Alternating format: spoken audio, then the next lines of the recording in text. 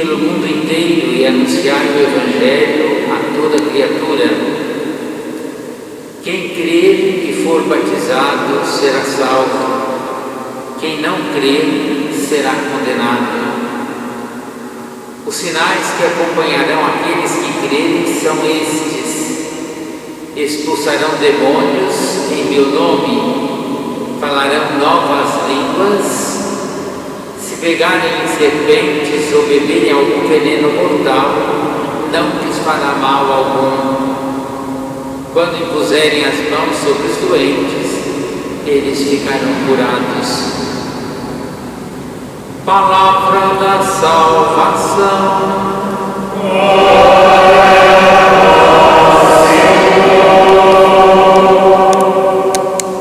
Podemos assentar no momento.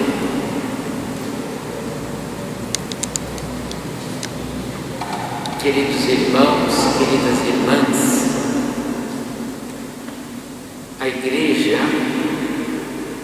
celebra com muito júbilo a festa do dia de hoje, que é a conversão de São Paulo.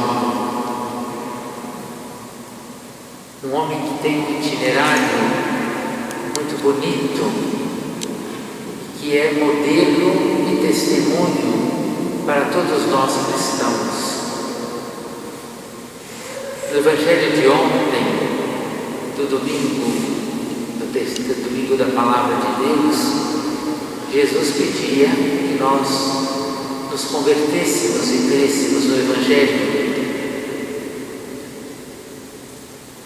Num determinado momento da meditação que eu fiz, eu colocava que a conversão não é um processo fácil, não é nada mágico para acontecer, que acontece na vida de cada um de nós.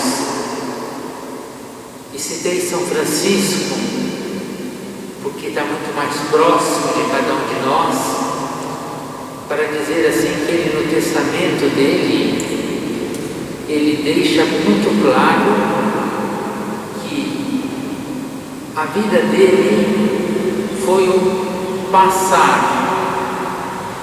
de uma coisa que era difícil para ele e transformar aquilo que era difícil em doçura da alma.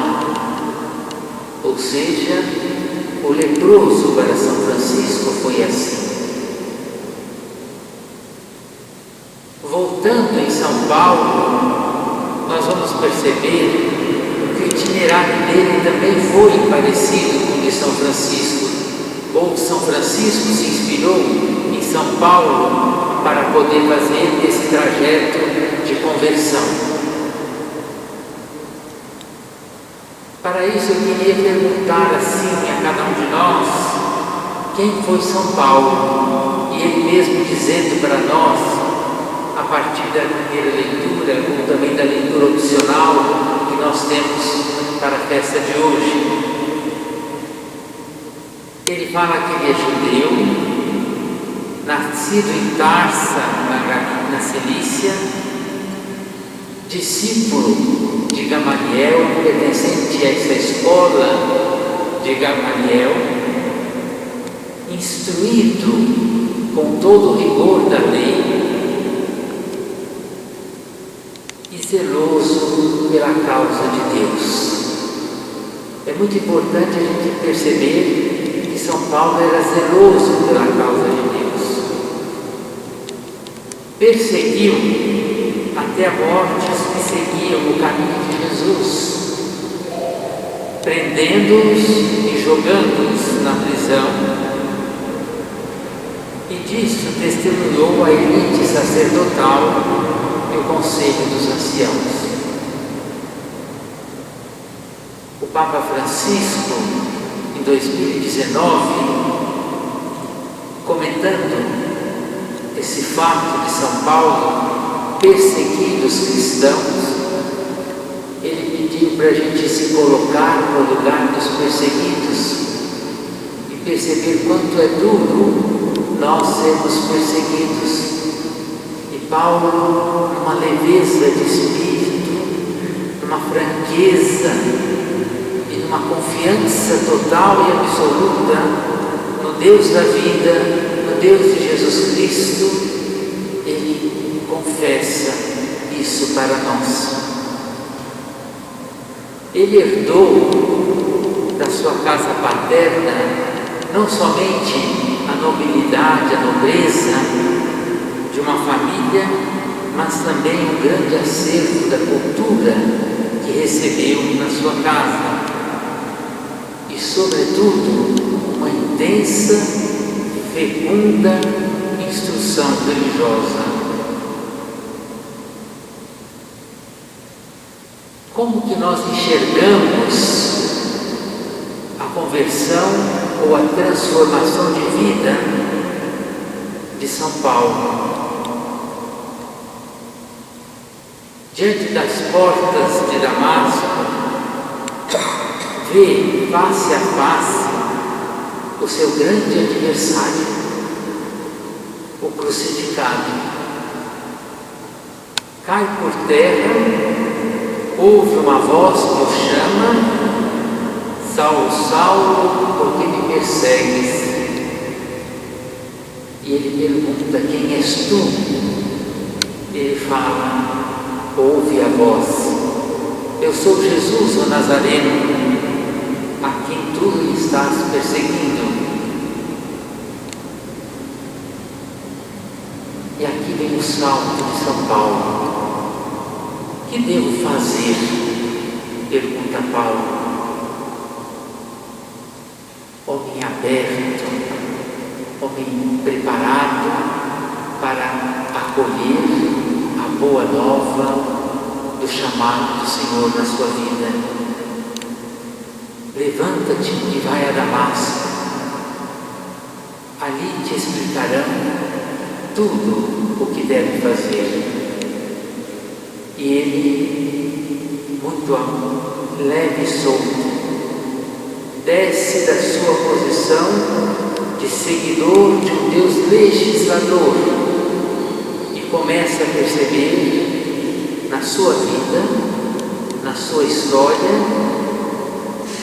um Deus que se faz humilde, um Deus que é amoroso, um Deus que pede para ele: a vida não consiste numa lei a ser observada, mas sobretudo a vida é um caminho a ser seguido a partir da graça que eu infundirei em seu coração, na sua mente, nas suas mãos, nos seus pés, para você ser o grande missionário da igreja e levar aquele mandamento que eu deixei para os apóstolos: ide a todos os povos, anunciai o Evangelho, batizai-os em nome do Pai, do Filho e do Espírito Santo.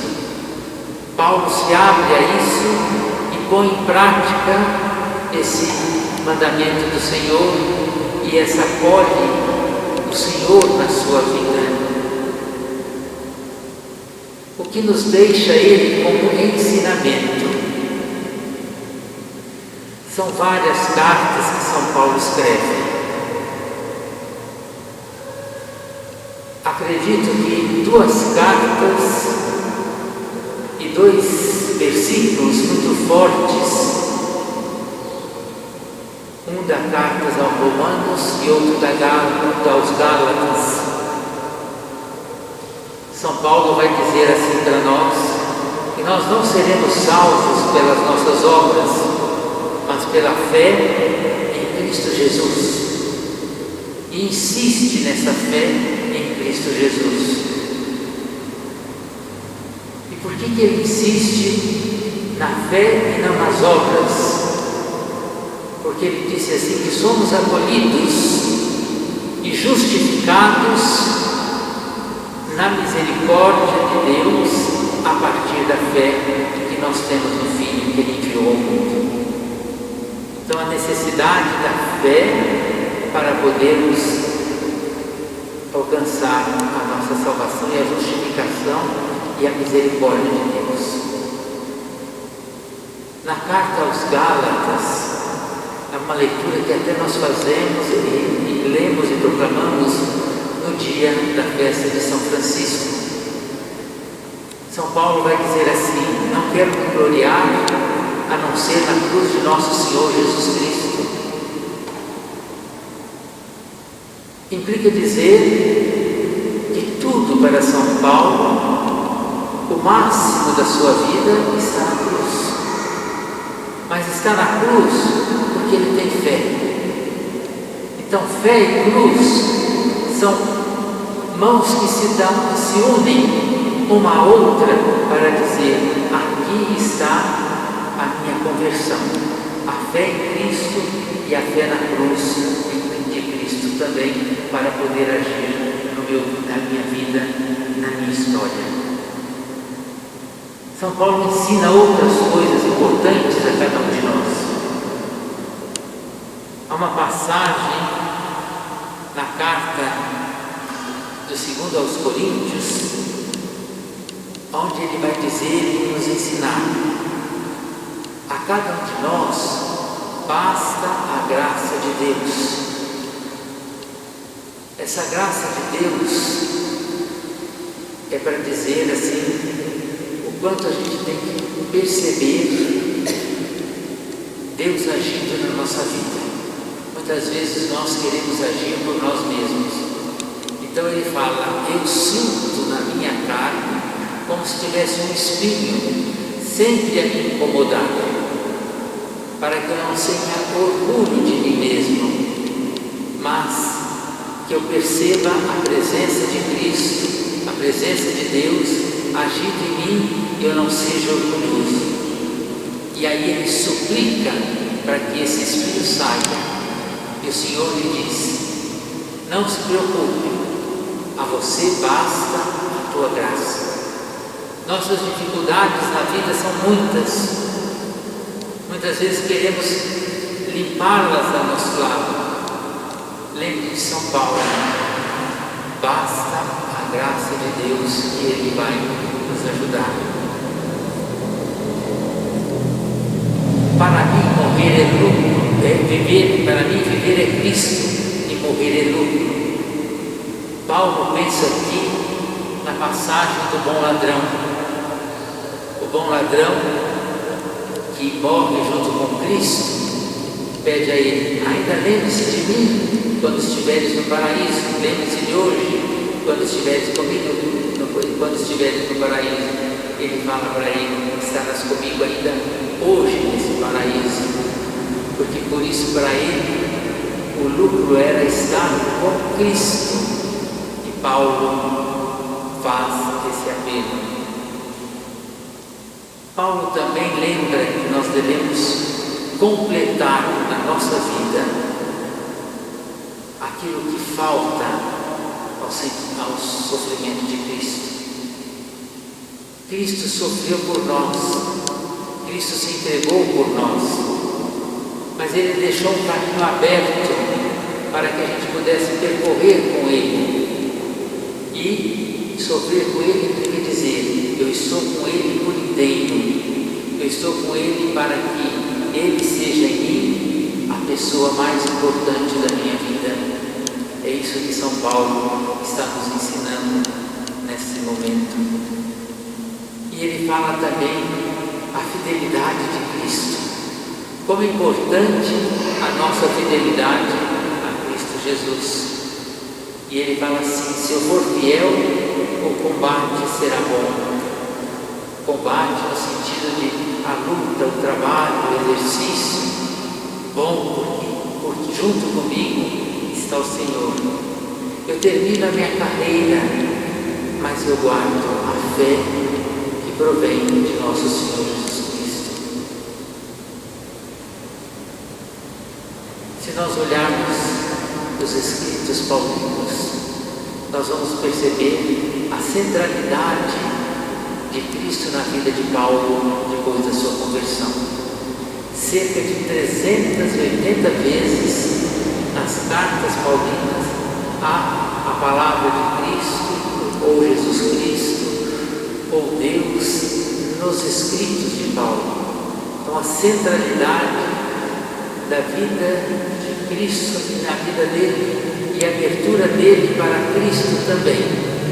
Isso implica dizer, nós também devemos fazer a centralidade de Cristo, mas Paulo fez de um jeito diferente e que foi além e que deve mostrar a cada um de nós a enxergarmos esse além de Paulo. Ele foi além sem deixar de olhar de lado aquele que estava do seu lado, precisava dele para poder seguir em frente. Então, nós vamos fazer essa centralidade a partir do momento que olhamos do lado e carregamos juntos, estendemos a mão, como Paulo estendeu a mão para muitos de cada um de nós, para que pudéssemos chegar até o fim da carreira guardando a fé. Uma atitude forte de Paulo é a sua unidade com a igreja. A igreja que está em Jerusalém, a igreja dos apóstolos, dos primeiros apóstolos, nunca foi esquecida por Paulo. Sempre ele lembrava da igreja que estava em Jerusalém. Nunca quis ficar desunido dessa igreja que estava em Jerusalém. E hoje também é um desafio para nós cristãos permanecermos unidos à igreja que está em Jerusalém, mas sobretudo que se faz presente em Roma, na pessoa do Papa Francisco também, e do nosso cardeal, de toda a hierarquia da igreja. Então, nós não podemos esquecer essa unidade que Paulo sempre quis e viveu junto com aqueles que foram seus companheiros. Louvado seja